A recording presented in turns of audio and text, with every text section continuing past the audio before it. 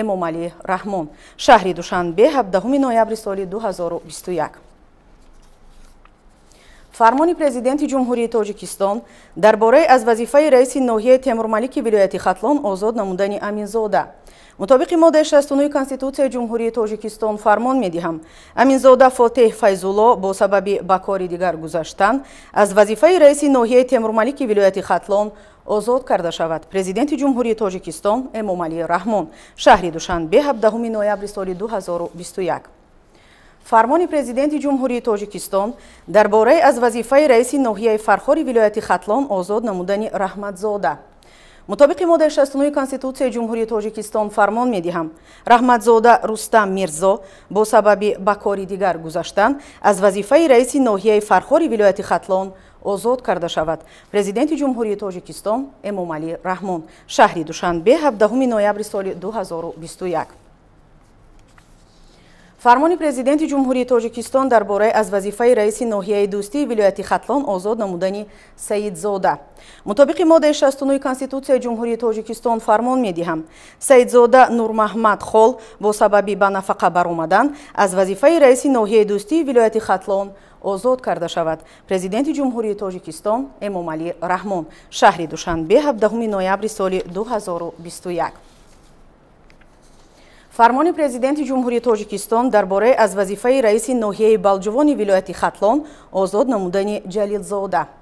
мутобиқи моддаи 69 Конститутсияи ҷумҳурии Тоҷикистон фармон медиҳам, Ҷалилзода Шералӣ бо сабаби ба кори дигар гузаштан аз вазифаи раиси ноҳияи балҷувони вилояти Хатлон озод карда шавад. Президенти ҷумҳурии Тоҷикистон Эмомалӣ Раҳмон, шаҳри Душанбе, 17 ноябри соли 2021. фармони президенти ҷумҳурии Тоҷикистон дар бораи аз вазифаи раиси ноҳияи Носири Хусрави вилояти Хатлон озод намудани Нишонзода. мутобиқи моддаи 69 Конститутсияи ҷумҳурии Тоҷикистон фармон медиҳам, Нишонзода Даврон Назаралӣ бо сабаби ба кори дигар гузаштан аз вазифаи раиси ноҳияи Носири Хусрави вилояти Хатлон озод карда шавад. Президенти ҷумҳурии Тоҷикистон Эмомалӣ Раҳмон, шаҳри Душанбе, 17 ноябри соли 2021. фармони президенти ҷумҳурии Тоҷикистон дар бораи аз вазифаи раиси ноҳияи Роштқалъаи вилояти Мухтори Кӯҳистони Бадахшон озод намудани Назаршозода. мутобиқи моддаи 69 Конститутсияи ҷумҳурии Тоҷикистон фармон медиҳам, Назаршозода лоиқ бо сабаби ба кори дигар гузаштан аз вазифаи раиси ноҳияи Роштқалъаи вилояти Мухтори Кӯҳистони Бадахшон озод карда шавад. Президенти ҷумҳурии Тоҷикистон Эмомалӣ Раҳмон, шаҳри Душанбе, 17 ноябри соли 2021. фармони президенти ҷумҳурии Тоҷикистон дар бораи аз вазифаи раиси ноҳияи Ванҷи вилояти Мухтори Кӯҳистони Бадахшон озод намудани Ҷаббори Қосим. мутобиқи моддаи 69 Конститутсияи ҷумҳурии Тоҷикистон фармон медиҳам, Ҷаббори Қосим бо сабаби ба кори дигар гузаштан аз вазифаи раиси ноҳияи Ванҷи вилояти Мухтори Кӯҳистони Бадахшон озод карда шавад. Президенти ҷумҳурии Тоҷикистон Эмомалӣ Раҳмон, шаҳри Душанбе, 17 ноябри соли 2021. қарори ҳукумати ҷумҳурии Тоҷикистон аз 17 ноябри соли 2021 дар бораи аз вазифаи муовини директори генералии корхонаи воҳиди давлатии хоҷагии манзилию коммуналӣ озод намудани Сафарзода. ҳукумати ҷумҳурии Тоҷикистон қарор мекунад, Сафарзода Бахтиёр Ғанӣ бо сабаби ба кори дигар гузаштан аз вазифаи муовини директори генералии корхонаи воҳиди давлатии хоҷагии манзилию коммуналӣ озод карда шавад. раиси ҳукумати ҷумҳурии Тоҷикистон Эмомалӣ Раҳмон. амри президенти ҷумҳурии Тоҷикистон. Рабиев Тошпулат Ҳалимович бинобар вафоташ аз вазифаи машваратчии шуъбаи амнияти иқтисодии дастгоҳи шӯрои амнияти ҷумҳурии Тоҷикистон озод карда шавад. Президенти ҷумҳурии Тоҷикистон Эмомалӣ Раҳмон, шаҳри Душанбе, 17 ноябри соли 2021. фармони президенти ҷумҳурии Тоҷикистон дар бораи иҷрокунандаи вазифаи раиси шаҳри Кӯлоби вилояти Хатлон таъйин намудани Назарзода. мутобиқи моддаи 69 Конститутсияи ҷумҳурии Тоҷикистон фармон медиҳам, Назарзода Бахтиёр Худоёр иҷрокунандаи вазифаи раиси шаҳри Кӯлоби вилояти Хатлон таъйин карда шавад. Президенти ҷумҳурии Тоҷикистон Эмомалӣ Раҳмон, шаҳри Душанбе, 17 ноябри соли 2021. фармони президенти ҷумҳурии Тоҷикистон дар бораи иҷрокунандаи вазифаи раиси шаҳри Леваканти вилояти Хатлон таъйин намудани Файзиддинзода. мутобиқи моддаи 69 Конституцияи Ҷумҳурии Тоҷикистон фармон медиҳам Фазиддинзода Бунафша иҷрокунандаи вазифаи раиси шаҳри Леваканти вилояти Хатлон таъйин карда шавад. Президенти Ҷумҳурии Тоҷикистон Эмомалӣ Раҳмон. шаҳри Душанбе 17 ноябри соли 2021. фармони Президенти Ҷумҳурии Тоҷикистон дар бораи иҷрокунандаи вазифаи раиси ноҳияи восеи вилояти Хатлон таъйин намудани Шарифзода. мутобиқи моддаи 69 Конституцияи Ҷумҳурии Тоҷикистон фармон медиҳам Шарифзода Ҷамшед Раҳмон иҷрокунандаи вазифаи раиси ноҳияи восеи вилояти Хатлон таъйин карда шавад. Президенти Ҷумҳурии Тоҷикистон Эмомалӣ Раҳмон. шаҳри Душанбе 17 ноябри соли 2021. фармони Президенти Ҷумҳурии Тоҷикистон дар бораи иҷрокунандаи вазифаи раиси ноҳияи фархори вилояти Хатлон таъйин намудани Назирӣ. мутобиқи моддаи 69 Конституцияи Ҷумҳурии Тоҷикистон фармон медиҳам Назирӣ Зариф Вализода иҷрокунандаи вазифаи раиси ноҳияи фархори вилояти Хатлон таъйин карда шавад. Президенти Ҷумҳурии Тоҷикистон Эмомалӣ Раҳмон. шаҳри Душанбе 17 ноябри соли 2021. фармони Президенти Ҷумҳурии Тоҷикистон дар бораи иҷрокунандаи вазифаи раиси ноҳияи Темурмалики вилояти Хатлон таъйин намудани Ҳасанзода. мутобиқи моддаи 69 Конституцияи Ҷумҳурии Тоҷикистон фармон медиҳам Ҳасанзода Шералӣ Ҳасан иҷрокунандаи вазифаи раиси ноҳияи Темурмалики вилояти Хатлон таъйин карда шавад. Президенти Ҷумҳурии Тоҷикистон Эмомалӣ Раҳмон. шаҳри Душанбе 17 ноябри соли 2021. фармони Президенти Ҷумҳурии Тоҷикистон дар бораи иҷрокунандаи вазифаи раиси ноҳияи Балҷувони вилояти Хатлон таъйин намудани Сафарзода. мутобиқи моддаи 69 Конституцияи Ҷумҳурии Тоҷикистон фармон медиҳам Сафарзода Бахтиёр Ғанӣ иҷрокунандаи вазифаи раиси ноҳияи Балҷувони вилояти Хатлон таъйин карда шавад. Президенти Ҷумҳурии Тоҷикистон Эмомалӣ Раҳмон. шаҳри Душанбе 17 ноябри соли 2021. фармони Президенти Ҷумҳурии Тоҷикистон дар бораи иҷрокунандаи вазифаи раиси ноҳияи Носири Хусрави вилояти Хатлон таъйин намудани Шарифзода. мутобиқи моддаи 69 Конституцияи Ҷумҳурии Тоҷикистон фармон медиҳам Шарифзода Маҳмад Аюби Сайнимон иҷрокунандаи вазифаи раиси ноҳияи Носири Хусрави вилояти Хатлон таъйин карда шавад. Президенти Ҷумҳурии Тоҷикистон Эмомалӣ Раҳмон. шаҳри Душанбе 17 ноябри соли 2021.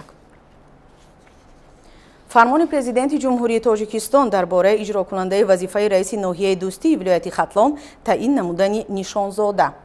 мутобиқи моддаи 69 Конституцияи Ҷумҳурии Тоҷикистон фармон медиҳам Нишонзода Даврон Назаралӣ иҷрокунандаи вазифаи раиси ноҳияи Дӯстии вилояти Хатлон таъйин карда шавад. Президенти Ҷумҳурии Тоҷикистон Эмомалӣ Раҳмон. шаҳри Душанбе 17 ноябри соли 2021. фармони Президенти Ҷумҳурии Тоҷикистон дар бораи иҷрокунандаи вазифаи раиси ноҳияи Роштқалъаи вилояти Мухтори Кӯҳистони Бадахшон таъйин намудани Шомирзозода. мутобиқи моддаи 69 Конституцияи Ҷумҳурии Тоҷикистон фармон медиҳам Шомирзозода Аъзам Мирмамад иҷрокунандаи вазифаи раиси ноҳияи Роштқалъаи вилояти Мухтори Кӯҳистони Бадахшон таъйин карда шавад. Президенти Ҷумҳурии Тоҷикистон Эмомалӣ Раҳмон. шаҳри Душанбе 17 ноябри соли 2021. фармони Президенти Ҷумҳурии Тоҷикистон дар бораи иҷрокунандаи вазифаи раиси ноҳияи Ванҷи вилояти Мухтори Кӯҳистони Бадахшон таъйин намудани Мардзода. мутобиқи моддаи 69 Конституцияи Ҷумҳурии Тоҷикистон фармон медиҳам Мардзода Одинашо Миршаб иҷрокунандаи вазифаи раиси ноҳияи Ванҷи вилояти Мухтори Кӯҳистони Бадахшон таъйин карда шавад. Президенти Ҷумҳурии Тоҷикистон Эмомалӣ Раҳмон. шаҳри Душанбе 17 ноябри соли 2021. фармони Президенти Ҷумҳурии Тоҷикистон дар бораи иҷрокунандаи вазифаи раиси ноҳияи Мастҷоҳи вилояти Суғд таъйин намудани Ализода.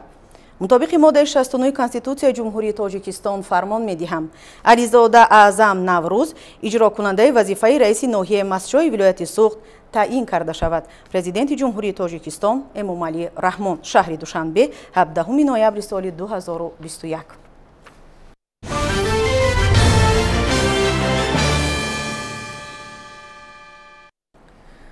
вакилони маҷлиси намояндагони маҷлиси олии ҷумҳурии тоҷикистон дар ҷаласаи навбатии иҷлосияи сеюми маҷлиси намояндагони маҷлиси олии ҷумҳурии тоҷикистон давлати шашум ки имрӯз таҳти раёсати раиси маҷлиси намояндагон Маҳмадтоҳир Зокирзода баргузор гардид, лоиҳаи қонуни ҷумҳурии тоҷикистон дар бораи ворид намудани илова ба кодекси мурофиавии граждании ҷумҳурии тоҷикистонро баррасӣ намуданд.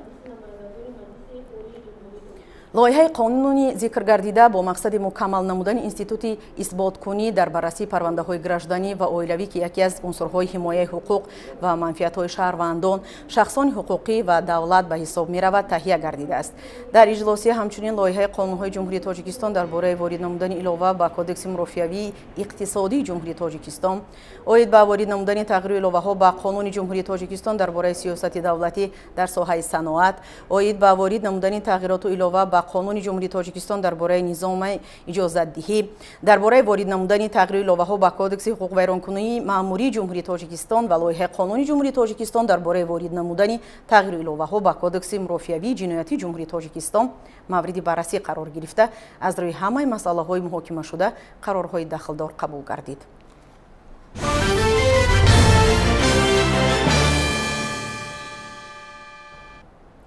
имрӯз дар шаҳри Душанбе даври ниҳоии озмуни ҷумҳуриявии илм фуруғи маърифат оғоз гардид. Дар ин марҳила ғолибони даврҳои қаблӣ аз саросари Тоҷикистон иштирок карда ба кори онҳо аъзои ҳакамон баҳогузорӣ менамоянд. тафсилоти бештар дар гузориши ҳамкорони мо.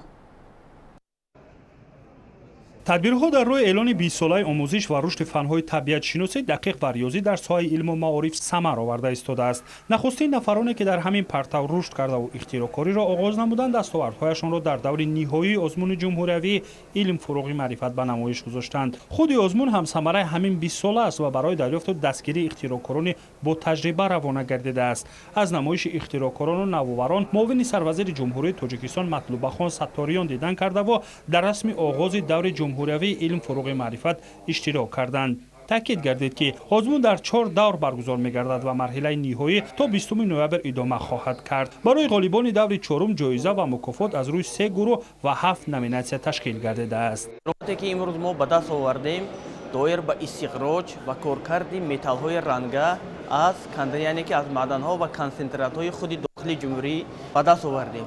ман дар даври ноҳиявӣ садовори ҷои аввал, дар даври вилоятиам садовори ҷои аввал гардидам, дорандаи 3 то нахустпатен мебошам. аллакай мо маҳсулоти ниҳоӣ, яъне ки металли тозаро дар озмоишгоҳ ва дар истеҳсолот ба даст овардем. қисман аллакай дар истеҳсолот татбиқ намудем, оянда камари ҳиммат баста пурра кори худро дар истеҳсолоти ватанӣ татбиқ менамоем. озмуни ҷумҳуриявии илм фуруғи маърифат миёни хонандагони муассисаҳои таҳсилоти миёнаи умумӣ, дар байни донишҷӯёни муассисаҳои таҳсилоти миёна ва олии касбӣ ва дар байни ходимони илмӣ, аспиранту докторантон аз рӯи ихтисос, докторантони ҳабилитат ва унвонҷӯён, омӯзгорони муассисаҳои таълимӣ, муҳандисон, конструкторон ва намояндагони касбу кори гуногун дар номинатсияҳои математика, физика, химия, биология, география, технологияу иттилоотию ихтироъкорӣ ва навоварӣ баргузор гардида истодааст. иштирокчиён аз саросари мамлакат дар Душанбе рақобат намуда рӯзи 20 ноябр ғолибон дар вазъияти тантанавӣ қадрдонӣ мегарданд.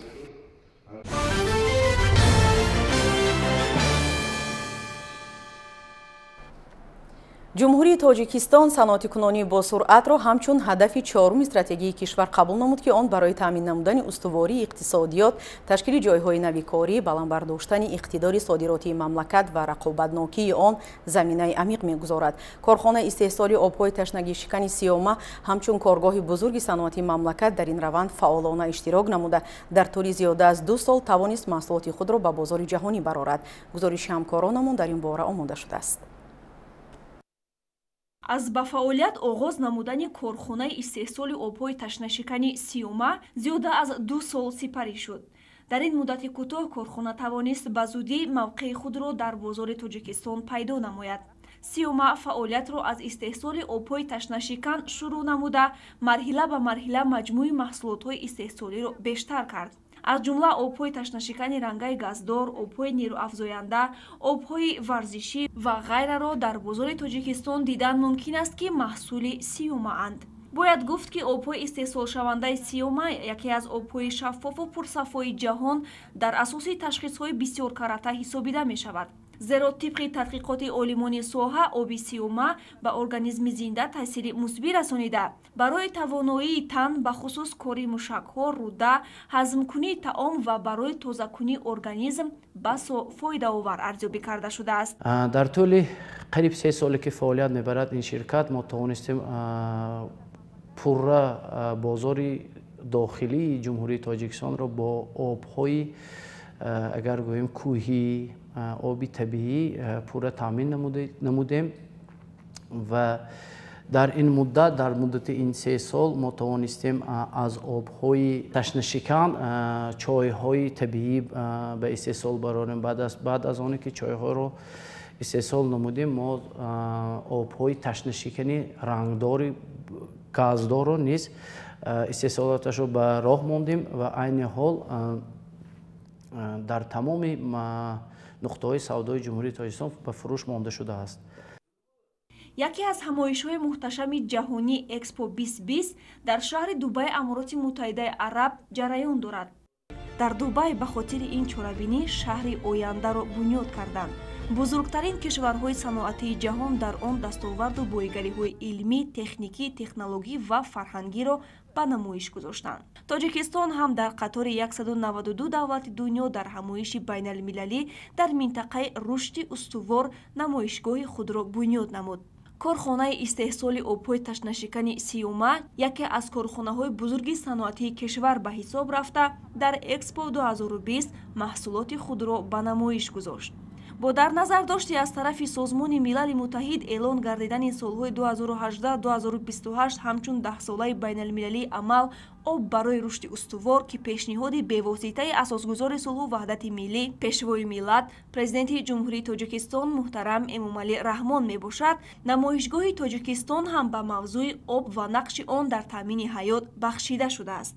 طبق حسابات‌های پیشکی در 6 ماه برگزاری این چورابینی نزدیک به 25 میلیون نفر از همایش دیدن میکنند.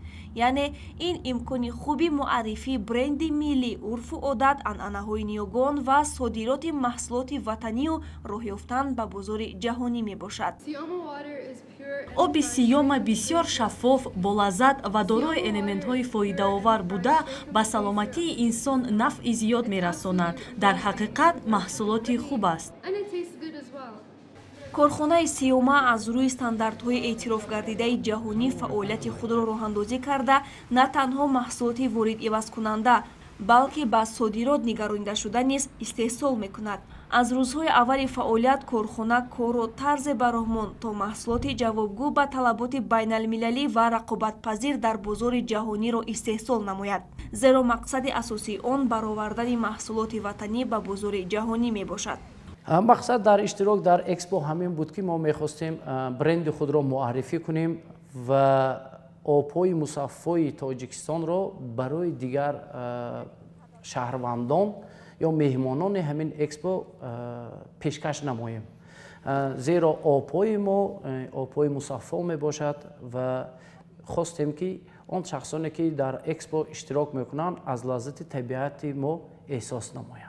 قابل ذکر است که کارخانه استحصال آب‌های تشنه‌شکن سیوما در تاجیکستان اولین شرکت است که اجازتنامه نشان صفت امارات را تحت عنوان امیریتس کوالیتی مارک به دست آورده است. این امکان می‌دهد که سیوما فروش قانونی محصولات خود را در تمام قلمرو امارات متحده عرب به راه ماند. الکی محصولات سیوما در مرکزهای بزرگ سودای دبی به مثل ایچ با فودفولس با فروش گذاشته شده خریداران خود را پیدا نموده است. اینچنین سیوما نقشه دارد آب‌های خود را در آینده نزدیک به دیگر کشورهای خارج صادرات نماید.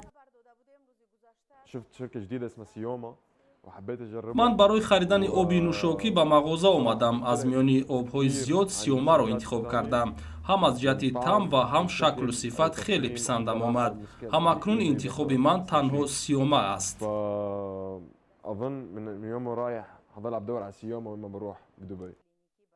در اکسپو 2020 تاجیکستان عنصرهای معماری ملی، عکس‌های طبیعت تاجیکستان، مجسمه‌های حیوانات نادر، میوه‌های تر و تازه، خشک، سر و لباس رنگین ملی، هنرهای دستی را که تجسمگر فرهنگ بای و پرغناوت مردم سربلند و مهنتکش تاجیک میباشد پیشکش نمود.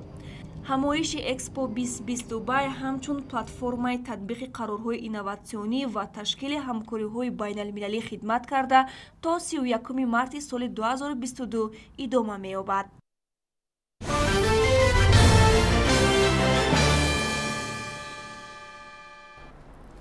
тавре хабар дода будем, рӯзи гузашта дар мамлакат аз рӯзи президенти ҷумҳурии Тоҷикистон бо тантана таҷлил карда шуд. Бояд зикр намуд ки мардуми шарифи Тоҷикистон рӯзи президентро ҳамчун иди бузурги миллӣ ва рамзи эҳтирому эътиқод эътироф намуда, маҳбубияту шукргузории хешро дар ин рӯз ба президенти кишвар ҳамчун кафили ояндаи дурахшони Тоҷикистон самимона изҳор менамоянд.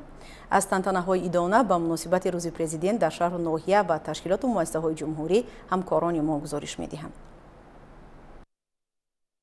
در قصر فرهنگ شهر اسفره بخشیده به روز پرزیدنت جمهوری تاجیکستان و اجلاسی تقدیرساز همایش دایر گردید. تجلیل روز پرزیدنت جمهوری تاجیکستان برای هر یک ساکن کشور باعث افتخار بوده. آن چون رمز قدردانی به خدمت‌های ناتکرار تاریخی، اساسگذار صلح و وحدت ملی، پیشوای ملت پرزیدنت جمهوری تاجیکستان محترم امامعلی رحمان میباشد. تاجیکستان در سیمای پرزیدنت محبوب کشور محترم امامعلی رحمان نفری را می‌بیند که از همه چیز گذشت نموده. خاطر برقرار گردیدن صلح و وحدت، سرنوشت ملت و پراکنده نشدن دولت تازه بنیاد جان خود را در خطر گذاشته و میدان سیاست آمدند و با خردی بلند انسان دوستانه توانستند به جای بی‌سر و سامانی ها حیات شایسته را به مردم برگردانند. در آن زمانی که همه از برقرار گردیدن صلح و وحدت ناامید گردیده بودند، محض دایر گردیدن اجلاسی 16 شورای عالی جمهوری تاجیکستان باعث گردید که همچون هدیه تاریخ و پیک نجات به ملت تاجیک اساسگذار صلح و وحدت ملی پیشوای ملت محترم امامعلی رحمان راهبری دولت را به ذمه گرفتند و شعله امید را در دل هر یک فرد ملت تاجیک فروزان کردند. همین گونه کوشش و تلاش های پیوسته پیشوای ملت بودند که امروز ما صاحب دولتیم و مورد اعتراف و احترام جهانیان قرار داریم. روز پرزیدنت جمهوری تاجیکستان را مردم شرفمند کشور با نظر داشت سهم ارزنده پیشوای ملت پرزیدنت جمهوری تاجیکستان محترم امامعلی رحمان در تشکل دولتداری نوین کشور، احیای دولت ملی، تامین صلح و وحدت و بلند برداشتن نفوذ اعتباری تاجیکستان در عرصه بین المللی که با شکوه جشن گرفته، آن همچون رمز صداقت و صمیمیت به پرزیدنت می باشد. در آخر با شعر و ترانه‌های وطنداری، صلح و آسایشتگی و خدمت‌های شایان پرزیدنت کشور چاره‌بینی فرهنگی برگزار گردید.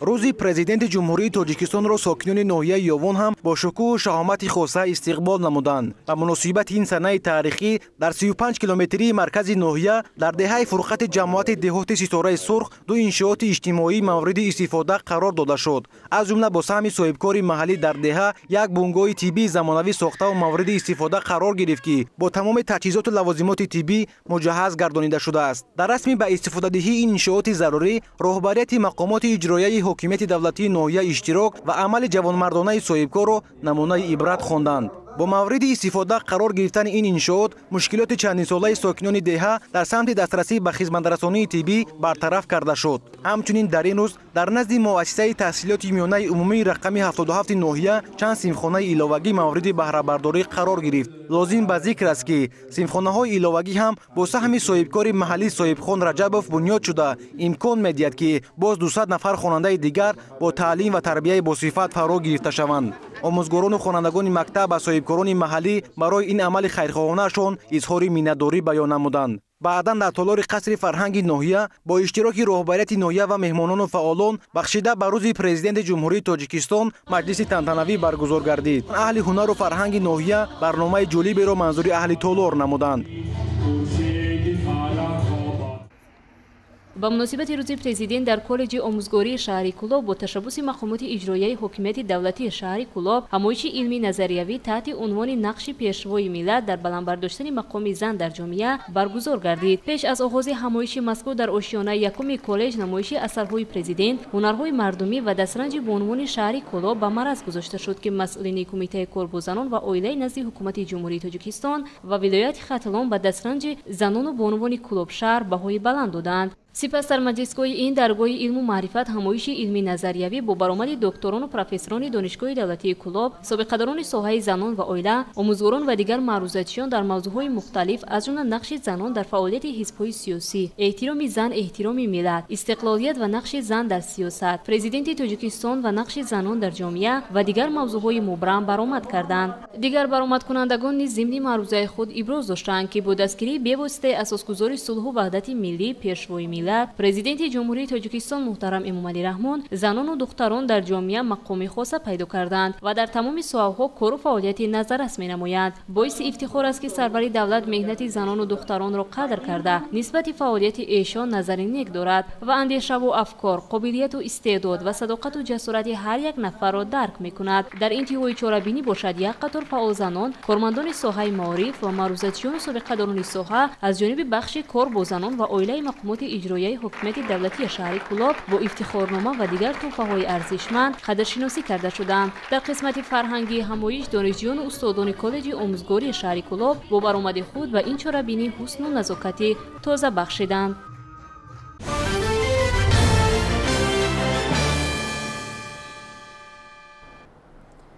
бахшида ба 30-солагии истиқлолияти давлатии ҷумҳурии тоҷикистон дар донишгоҳи давлатии тиббии тоҷикистон ба номи Абу Али ибни Сино конфронси 69-уми солонаи байналмилалии илмии амалӣ дар мавзӯи дастовардҳо ва мушкилоти илми фундаменталӣ ва тибби клиникӣ баргузор гардид.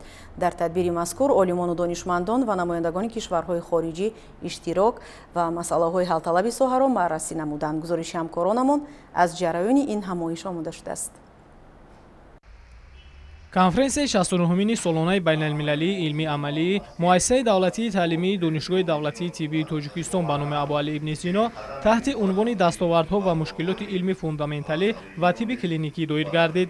дар кори конференсия олимон ва ходимони сиёсӣ ҳамчунин меҳмонон аз федератсияи Россия, Қазоқистон, Ӯзбекистон, Украина ва Беларусия ба тариқи онлайн ширкат варзиданд. дар ҷаласаи пленарии конференсия роҳбарият ва намояндагони вазорати маориф ва илм, Академияи миллии илмҳои ҷумҳурии Тоҷикистон ва дигар олимони ватаниву хориҷӣ баромад намуданд.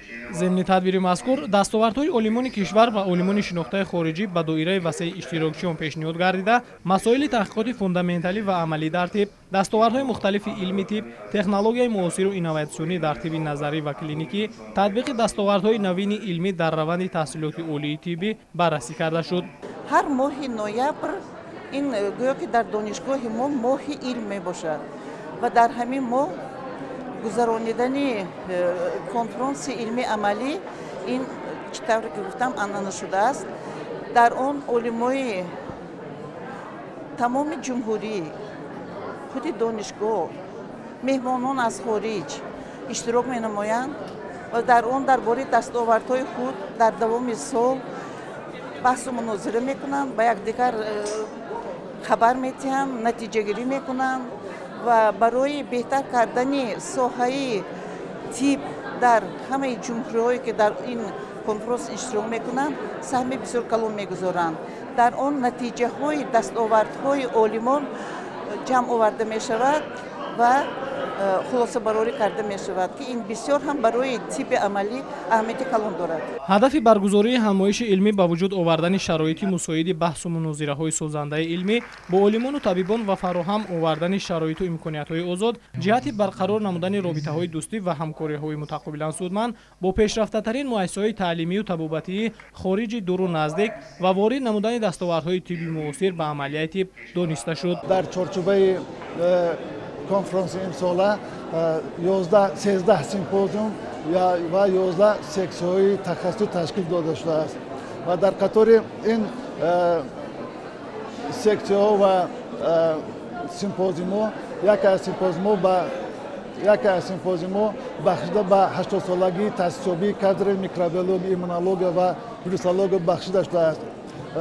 ин аз он шаҳодат медиҳад ки дар марҳилаи ҳозира фанҳои ёки самтҳои илми тиб, самтҳои микробиология, иммунология, вирусология зери назорати ҷиддии роҳбари кишварамон муҳтарам Эмомалӣ Раҳмон ва роҳбарияти донишгоҳ қарор дорад. соли ҷорӣ ба конференсия 1332 мақола пешниҳод гардидааст ки 232 адади он аз кишварҳои хориҷи дуру наздик мебошад. дар тадбири мазкур 483 мақолаву маърузаҳои илмии олимон баррасӣ мегарданд ки 106 адади он аз иштирокчиёни кишварҳои иттиҳоди давлатҳои мустақил аст.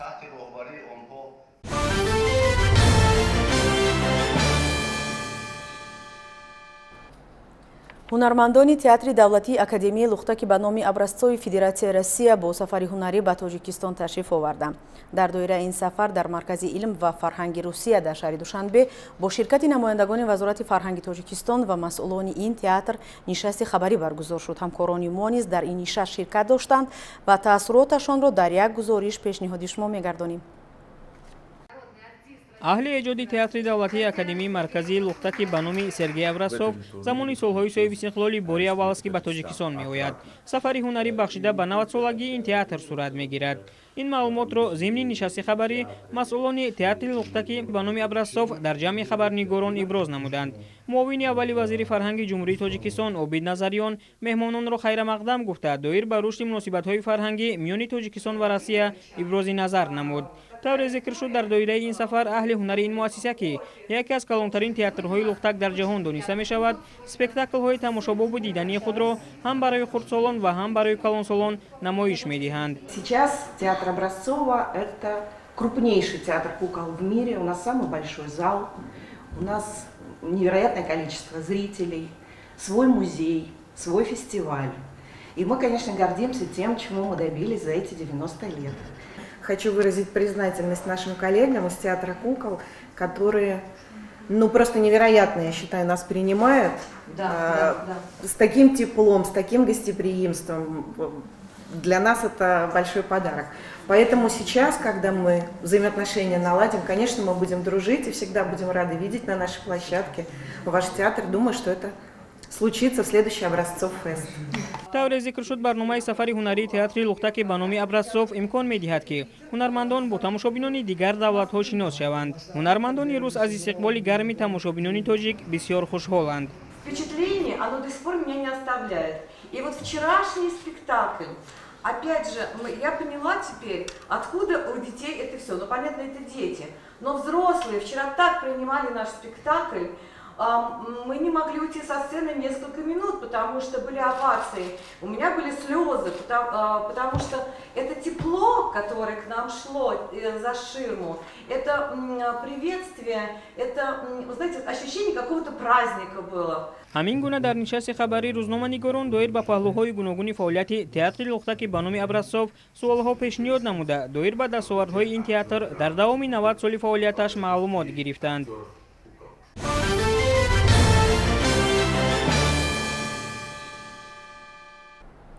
ҳунармандони театри давлатии академияи лухтаки ба номи Абрасцови Федератсияи Россия дар доираи сафари худ ба тамошобинони тоҷик 4 намоишнома манзур хоҳанд кард. Аз ҷумла нимаи аввали рӯз спектакли «Барфак» пешниҳоди тамошобинони хурдсол карда шуд. театри давлатии академияи лухтаки ба номи Абрасцови Россия дар доираи сафари ҳунарии худ 4 намоишномаро ба Тоҷикистон овард. «Барфак» яке аз онҳост ки дар театри давлатии лухтаки шаҳри Душанбе пешкаши тамошобинон гардонида шуд. барои тамошои спектакли «Барфак» кӯдакону наврасони зиёд ҷамъ омаданд. «Барфаки» театри Абрасцови Россия фасли зимистон ва барфрезиро ба пойтахти Тоҷикистон овард. зеро баъд аз пешниҳоди ин спектакл дар шаҳри Душанбе дар мавсими зимистони солҳои 2021-2022 барфи аввал борид. яъне аҳли Толор фасли сарморо на танҳо дар вақти тамошои ин спектакл, балки дар кӯчаҳои шаҳр низ эҳсос карданд.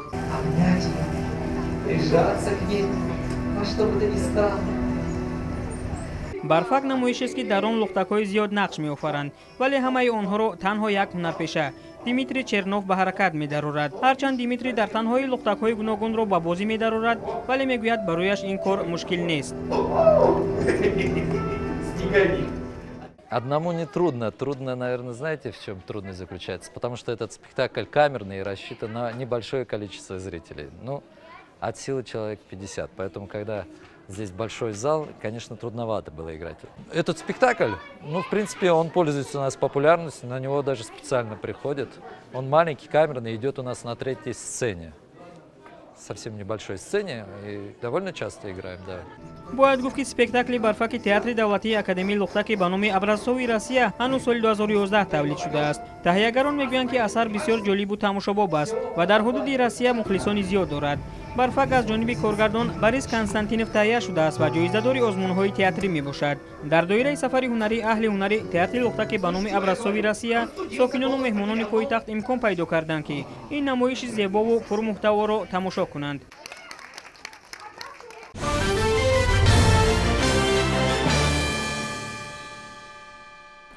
бинандагони азиз, ин буд нашри ҷамъбастии барномаи иттилооти Навид. То дидори оянда, сеҳатманду пирӯз бошед.